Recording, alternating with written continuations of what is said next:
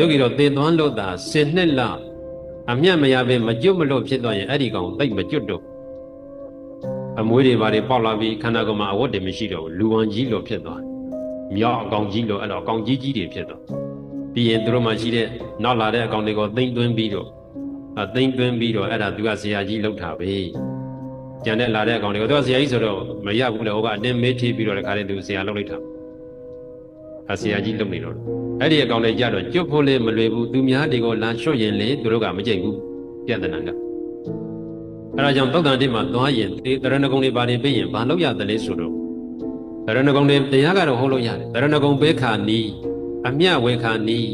ဒီတန်ကိုမကြားနိုင်တဲ့ပုဂ္ဂိုလ်များခဏရှောင်ရှားနေကြပါလို့ကြိုပြောရတရားကတော့ဟောရှင်တလောက်ဟောကိစ္စမရှိဘူးတရဏဂုံဘေခာနီးကြတော့ဒီတရဏဂုံအတန်ကိုသူတို့မကြားနိုင်တာလားမသိအမြဘေခာနီးတော့ဘာလို့ဆိုရင်မကြားနိုင်တဲ့လူများဝေရှောင်နေကြပါလို့အဲ့ဒီလိုပြောလိုက်ရအဲ့ဒါမြင်းချံမှာတစ်ခါကြုံခုတယ်တရားဟောပြီးတော့ကဲအတန်မကြားနိုင်တဲ့အကောင်တွေအကုန်သွားနိုင်တယ်ဆိုတော့ဟောကောင်ကြီးတွေကရှိတဲ့များအကောင်တွေခေါ်ချတော့အာလို့ဘုံမကအမြတ်ပေးဖို့ကြည့်တော့ဘာမှမကြံတော့ကိုတယောက်ပဲကြံကိုအမြတ်ကိုပေးမှရတော့အဲ့ဒါနဲ့ဟောကောင်တွေခဏနေအောင်ခဏနေအောင်အဲ့ဒီကိုမဆိုနိုင်ရင်ကိုပဲသွားသူများမခေါ်သွားနဲ့ငါနတ်မင်းကြီးလေးဦးနဲ့တိုင်လိုက်မယ်လို့ပြောလိုက်တော့မှသူတို့ကထားခဲ့တယ်သူတို့ကြောက်တာကနတ်မင်းကြီးလေးကိုအသေးကြောက်နတ်မင်းကြီးလေးကိုအသေးကြောက်ဘုံမကလည်းနတ်မင်းကြီးလေးကိုပိုင်ထားတယ်ဆိုတော့ဆရာကြီးလှုပ်လို့ရတယ်ကို့မှာတော့အစွန်းစားမရှိပေမဲ့နတ်မင်းကြီးလေးဦးနာမည်နဲ့စားနေတာနတ်မင်းကြီးကတော့ကို့သိလားမသိလားမသိအဲ့လိုပြောလိုက်တော့မှအကုန်လုံးထားခဲ့တယ်အဲ့ဒီလိုလေးကြုံခုတယ်အဲ့ဒီတုန်းကဆိုရင်ဘုံမကအဲ့ဒီပုတ်ပေးတာကဘုန်းကြီးတစ်ပတ်ကသူ့ကားနဲ့ကားမောင်းပြီးပုတ်ပေးတာဒုက္ခကြောက်လို့ကားပေါ်ကမစင်းဘူးသူကကားပေါ်မှာပဲနေမိတယ်ရှင်ပြလောက်ချင်တာလောက်တဲ့ရတဲ့တညာလုံးဆိုလဲသူစောင့်နေမိတယ်မဟုတ်ရှင်ပြပြန်ချင်းပြန်ပါမပြန်ဘူးတဲ့သူလည်းအတွေ့အကြုံရအောင်ကားပေါ်ကတော့စောင့်နေမိတယ်ကားပေါ်မှာထိုင်နေတယ်သိမကြဘူး9 နာရီ10 နာရီလောက်ပဲရှိသေးကားတကနောက်ကလာခောက်လို့ကားကအသေးအတန်ဆင်းပြေးပြီးတော့ကားပေါ်စိတ်ဘုံဘုံစီဝူးဝူးပြေးလာ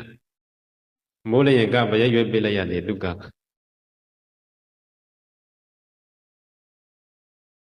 ဆိုတော့ယောဂီတော့အဲ့ဒီလိုမကျွတ်မလို့ဘေးနဲ့ကြာသွားရင်လေးမလွေဘူးဒါကြောင့်ယောဂီတော့တရားကိုတရားရအောင်လုပ်လို့ပြောတယ်တရားမရဘေးနဲ့ဘာဖြစ်သွားတယ်လဲယောဂီဘုရားတို့အကုပေါ်မှာကြည်တာပဲယဟန်တကာကျောင်းတကာသိမ့်တကာအာရေတွင်းရေကန်ကျောင်းကလူထားတာအများကြီးပဲကြည်လိုက်တော့မကျွတ်ဘူးတကာကြီးကဒကမကြီးကမကျွတ်ဘူးအကုပေါ်မှာတော့အပြည့်ပဲဘုရားတကာကျောင်းတကာယဟန်တကာဘုန်းကြီးကျောင်းတကာမှမရောက်ဘူးတေးရေးခိုင်းလို့ရတယ်လေကြိတ်တာတချို့ကလည်းတခါမှမရောက်တဲ့လူလည်းဘုရားကြောင်းကံယဟန်သိမ့်စရတကားကြီးတက်လိုက်တာဇာနေနေပဲပေါ်တာပိဿံအပေါ်1000 2000လောက်ပဲပေးရယောဂီတို့လည်းကိုတက်ဖို့စဉ်းစားထားဘုရားကြောင်းကံယဟန်သိမ့်စရအကုန်ရှိသမျှအကုန်သာထစ်ပြောရဆိုတော့တချို့ကလည်းတကယ်ဘုရားတရားတကားကြီးတွေပဲဒါပေမဲ့မကြွမလို့ဖြစ်နေတယ်ဆွေးတာလေကိုယ်ခန္ဓာကိုယ်ဆွေးတယ်မသေးခြင်းဘူးကိုယ့်ရဲ့သားသမီးတွေကိုဇွေးတယ်ကိုယ့်ရဲ့ပစ္စည်းဥစ္စာကိုဇွေးတယ်အနည်းဆုံးသားသမီးတွေမဇွေးပစ္စည်းဥစ္စာမဇွေးဘူးဆိုရင်တော့မှလူဘဝလူအဖြစ်ကိုဇွေးတယ်ဘယ်သူမှထွက်ခွာမသွားခြင်းဘူးယခုယောဂီတော့တိဆောက်ထားတဲ့လောကကြီးတိဆောက်ထားတဲ့အရှိအနေကြီးကနေအလုံးကိုမစ်ပြောက်ပြီးတော့ထွက်ခွာရသေခာနိမျက်ရည်ကြတာယောဂီတို့ကိုတန်းတက်လို့မဟုတ်ဘူးသူ့ဟာသူသေမှန်ကြောက်လို့သေခာနိလေမျက်ရည်တွေကြအမလေးသားသမီးကိုလွန်းလို့လားမတွက်လိုက်နဲ့ဒီဘဝကြီးဒီဟာကြီးကခွေးခွာပြီးတော့ထွက်သွားရတော့မယ်ဆိုတဲ့အသည့်တခုမှမသိတော့ဘူးလေအလုံးပြုတ်လောက်ထားသမျှတိဆောက်ထားသမျှအလုံးကိုထားခဲ့ပြီးထွက်သွားရမယ်ဘယ်ဘဝကိုရောက်မှန်းလည်းမသိဘူးနတ်ပြည်ကိုရောက်မယ်လို့အတိအကျသိနေရင်တော့မစိုးဘူးပေါ့အဲ့လိုလေသိမှမဟုတ်ဘူးလေတရားဖယားတရားမလုပ်ထားရင်အဲ့ဒီမှာသူအယံဝန်းနေပြီးတော့ဆွေးပြီးတော့များတည်သွားရင်တော့အဲ့ဒါပိတ္တာတွေဖြစ်တာပဲပိတ္တာဖြစ်ရင်အဲ့ဒီအလောင်းနှမ်းမှာပဲကတ်နေတာဗျသူတည်သွားတော့ဒီအလောင်းကြီးအလောင်းကဒီမှာသူခန္ဓာကိုယ်ကြီးကဒီမှာသူကဒီမှာဆိုတော့နှစ်ယောက်ဖြစ်နေတယ်အဲ့ဒါကမသွားရဘူးကတ်လေကတ်ရင်နဲ့အဲ့ဒီအလောင်းအကောက်ကူသွင်းရင်လေအောက်ကူနှမ်းမှာကတ်မိတကြိုဆိုလေအဲ့ဒီမိတကြိုဆက်နှမ်းမှာအများကြီးပဲ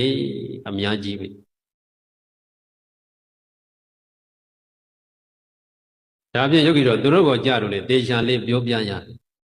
ဟေးတကမကြီးခမရသေးတာမြင်ဘူးလားလူဘဝတုန်းကဟောကတော့တစ်ခွန်းမှပြန်မပြောပွားပြီးကြည့်ပြီးတော့သူတို့ရဲ့ဉာဏ်ရည်ကလေးပြီးတခုမှမသိလို့ငါခန္ဓာပဲမှလဲအဲ့ဒါနဲ့ဆွေးတဲ့သူကအဲ့ဒါပဲတိတယ်ကြံတာဉာဏ်နဲ့တော်ထိုင်းသွားတယ်ယခုတော့အသိဉာဏ်မျိုးမဟုတ်ဘူးယခုတော့အသိဉာဏ်မျိုးသာဆိုရင်လူတိုင်းကျွတ်တာကြာပြီပေါ့ယခုတော့အသိဉာဏ်မျိုးမဟုတ်တော့ထုံထိုင်းကြီးနဲ့ဘလို့လေးမသိဘူးဘယ်လိုဖြစ်သွားလဲသေတာမြင်ဘူးလားလူဆိုတာအရှင်တန်ရင်သေတယ်အဲ့ဒါလေးတော့မှတ်ထားခင်ဗျားတို့မင်္ဂလာဆောင်သွားရင်တော့ငါတို့တနေ့กว่าလို့အံကြိတ်ပြီးလာတာလေသေတာကြတော့ငါလေးတနေ့กว่าဆိုဘယ်သူမှအံကြိတ်မလာဘူးမင်္ဂလာဆောင်ရင်တော့အမလေးငါသားမင်္ဂလာဆောင်ရင်တော့ငါသမီးမင်္ဂလာဆောင်ရင်တော့ဒကမကြီးတွေကလည်းအံကြိတ်လာသူများအတုပသွားရင်ငါလေးတနေ့သေရမယ်လို့အံကြိတ်မလာဘူးဆိုတော့အဲ့ဒါဒီကအစသေသေးရှားရှားသူတို့ကိုပြောပြရအရှင်တန်ရင်စွန့်လို့ရတယ်သေရတယ်မင်းကသေတာဥသွားလို့အဲ့ဒီနေရာငါတို့သေရင်အဲ့လောက်ထိအကောင်းမြေကောင်းမရတော့ဘူးဟိုးဖက်ထောင်းရောက်သွားမှာသူတို့ကလည်းအားတက်အောင်ပြောရသည်မင်းတို့ကအရန်ကံကောင်းတာအလေးမှရောက်နေတာဩကူတွေကကြာရင်ဟိုးအဝေးကြီးရောက်သွားတာလေအဝေးကြီးရောက်သွားတာယောဂီတော့စဉ်းစားဩအစွမ်းအဖျားမှနေခြင်းသလားအဲ့ဒါကိုယ့်စဉ်းစား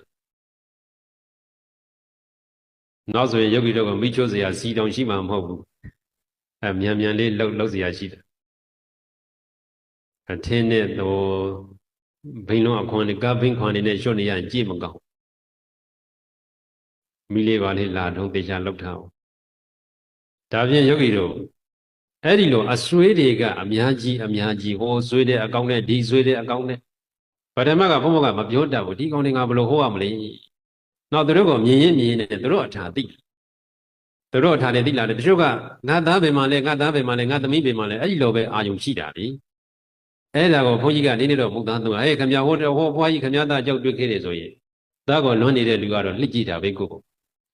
ဟောတကကြီးခမရသမီးကြောက်ဟိုမှာဈေးမှတွေ့ခဲ့တယ်လို့ပြောရင်အဲ့ဒီတကကြီးကကိုယ်စိတ်ဝင်စားကြည့်တာယခုခမရသားဟိုမှာဈေးမှဝက်သားဝင်နေတာကြည့်တွေ့ခဲ့တယ်ကြက်သားဝင်နေတာတွေ့ခဲ့တယ်